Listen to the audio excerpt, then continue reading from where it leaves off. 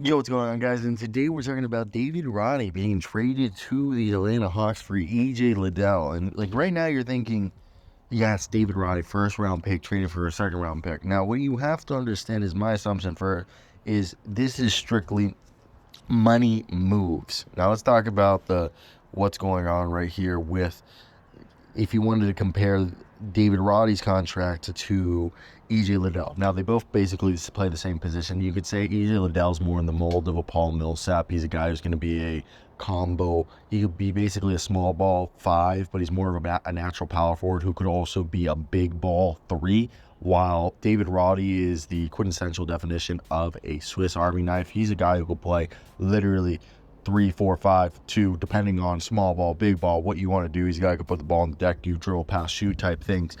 And one of the things that interests me about this is the fact that if you look at the Phoenix Suns, they're obviously the highest payroll in the NBA, $228 million. And our boy David Roddy was in year 3 with $2.8 million.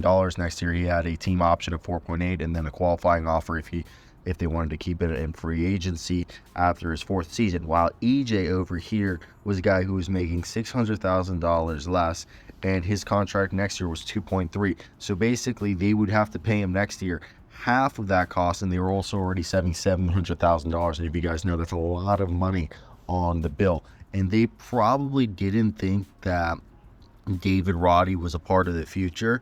So for me, I think when I look at this deal, I really think, hey, this was clearly one of those. David Roddy's a 6'4" power forward who's coming off a season where he had 8.5 points, 4.5 rebounds, and 40% from the field and 30% from 3 before being traded to Phoenix. And then when he was sent to Phoenix, it was basically he became a bench player, but he was having a good season with Memphis. And Phoenix is saving money against the tax with this transaction, as Liddell's contract next season is $700,000 cheaper.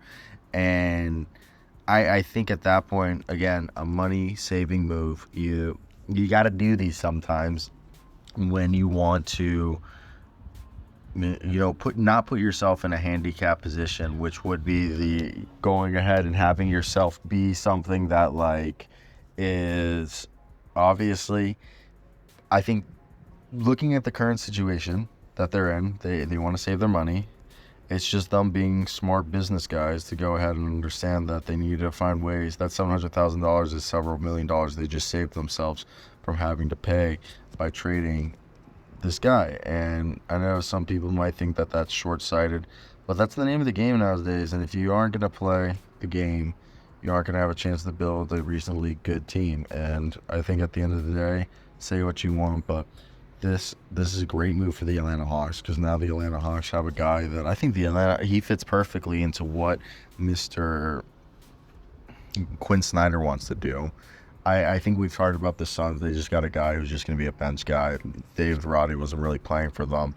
But when you look at this from the angle that, oh, hey, this is now going to be somebody that could legitimately be a good player for the Hawks, I think that's where it gets exciting, in my opinion. And I'm excited. EJ, obviously, if you were a Hawks fan, you thought that was going to be cool.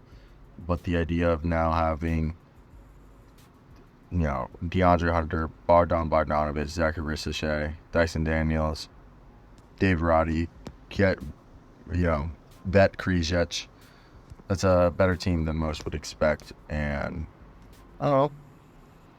What could go wrong here? I don't think much could go wrong. You got yourself a guy who was drafted in the first round 2 years ago for a second round pick that you didn't even trade for. So kudos.